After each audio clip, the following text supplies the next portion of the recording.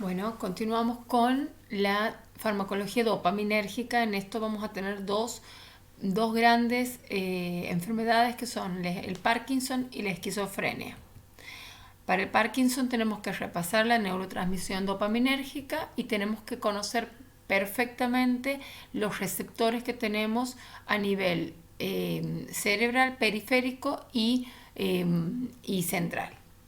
La enfermedad de Parkinson básicamente tiene un trastorno a nivel de las vías dopaminérgicas que regulan el movimiento. ¿Mm? Es una enfermedad que hay una pérdida selectiva de neuronas dopaminérgicas en la parte compacta de la sustancia negra. Sus síntomas son bradicinesia, rigidez, resistencia a los movimientos pasivos de las extremidades y desequilibrio postural con temblor en reposo. Los fármacos que podemos utilizar son fármacos que hacen un tratamiento mayormente de los síntomas, más que de la enfermedad en sí, porque la destrucción neuronal todavía no se sabe cuál es la causa, así que es imposible de detener. Pero tenemos los fármacos precursores de la dopamina, básicamente, los agonistas del receptor de la dopamina, inhibidores del metabolismo de la dopamina para tener un poco más de cantidad de concentración a nivel postsináptico, y fármacos no dopaminérgicos que nos ayuda a evitar las reacciones adversas o la tolerancia al tratamiento a nivel crónico.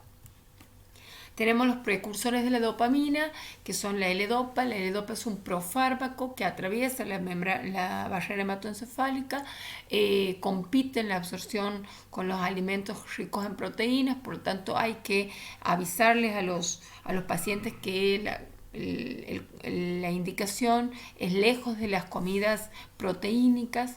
Se administra junto con carbidopa para que así la conversión de L-Dopa en L-Dopa no sea a nivel periférico, sino después de su absorción oral.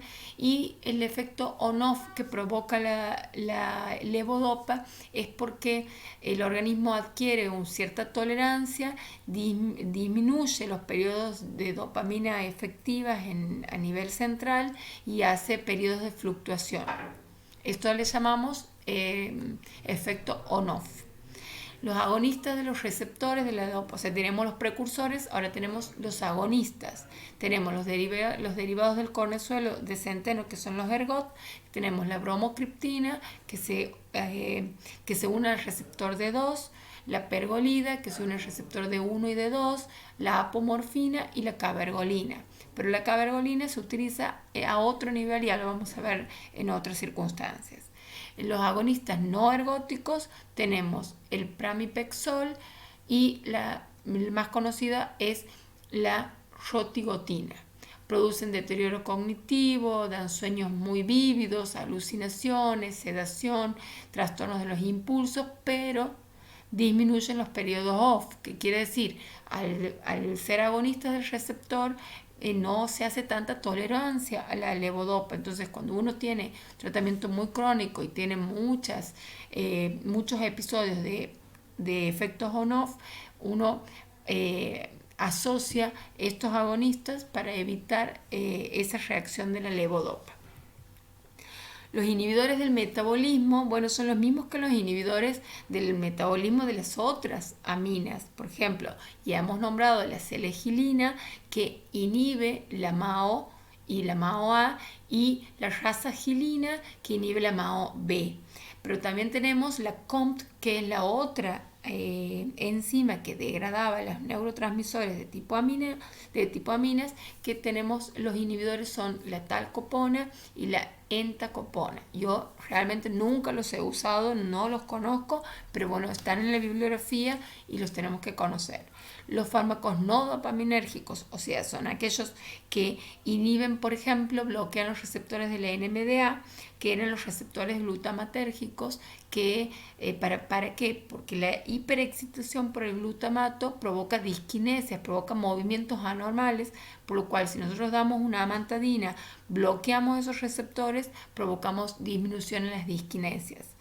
Y el otro que hemos visto, el biperideno, recuerden que lo hemos visto para los opistótonos, que era un agonista del GABA que se daba para el temblor, para disminuir esos movimientos tan anormales e involuntarios. Dentro de los que se usan tenemos estos, son los más comunes. En la fase avanzada de la enfermedad, que tiene muchas fluctuaciones, se requiere combinar fármacos, o sea, darle la L-Dopa, pero también inhibir el metabolismo, dar agonistas, disminuir los efectos glutamatérgicos, aumentar los efectos del GABA, o sea, hay varias estrategias terapéuticas para una misma enfermedad. Si hablamos de la esquizofrenia, tenemos que decir que la esquizofrenia es un trastorno del pensamiento caracterizado por uno o más episodios de psicosis. Tiene síntomas positivos y síntomas negativos. Dentro de los positivos hay ideas delirantes, alucinaciones, un habla desorganizada, un comportamiento catatónico, y dentro de los de los negativos tenemos apatía, abulia, alogia, etc. El modelo más común para explicar la patogénesis de esta esquizofrenia es la hipótesis de la dopamina, que establece que la enfermedad es causada por niveles altos de dopamina. Así como veíamos que los niveles bajos por destrucción de las neuronas dopaminérgicas daba una enfermedad como la enfermedad de Parkinson, aquí tenemos una excesiva estimulación por dopamina. Entonces tenemos que ver que los antipsicóticos típicos bloquean el receptor de la dopamina, contrario a lo que veíamos hace rato, que hacíamos que estén agonistas de la dopamina. Entonces aquí antagonizamos el receptor D2, tiene una efectividad menor para el control de los síntomas negativos, pero de los antagonistas tenemos los más comunes. El más común es el haloperidol, que aquí está, se da en gotas, ampollas o comprimidos, pero tenemos muy utilizados también la clorpromacina y los tioxantenos. La administración puede ser intramuscular u oral, tiene una vida media errática, un metabolismo alto. Se pueden dar en forma intramuscular como depósito, esos son el haloperidol en decanoatos. Se da cada 3 o 4 semanas, se pone un intramuscular y con eso se controlan los síntomas, pero este bloqueo del receptor D2 da reacciones adversas de tipo síndrome neuroléptico maligno, efectos extrapiramidales, amenorrea, ginecomastia, sedación, hipotensión postural, hilio paralítico. Pero sin dudas, nosotros tenemos un síndrome neuroléptico maligno cuando un paciente que está en tratamiento con antipsicóticos típicos como haloperidol presenta una fiebre, una hipertermia excesiva, síndromes extrapiramidales como tipo parkinsonismo, rigidez, espasticidad como si fuese un opistótono. O sea, hay muchos cuadros típicos cuando uno bloquea el receptor D2 para antagonizar esa excesiva exposición a la dopamina.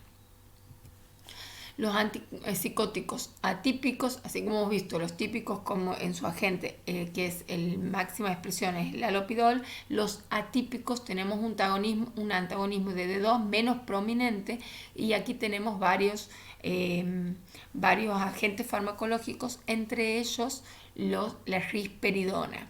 La risperidona es uno de los agentes más utilizados, pero por supuesto tenemos que nombrar la clozapina, la olanzapina, la quetiamina y el aripiprazol, que son fármacos muy utilizados por los especialistas en psiquiatría.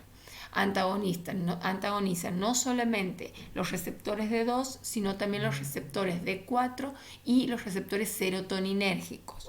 Sus reacciones adversas son síntomas extrapiramidales menos frecuentes que en los típicos, sedación, aumento de peso, agranulocitosis, pero también se pueden dar otros usos, son la demencia, el ACV, la depresión y los trastornos bipolares.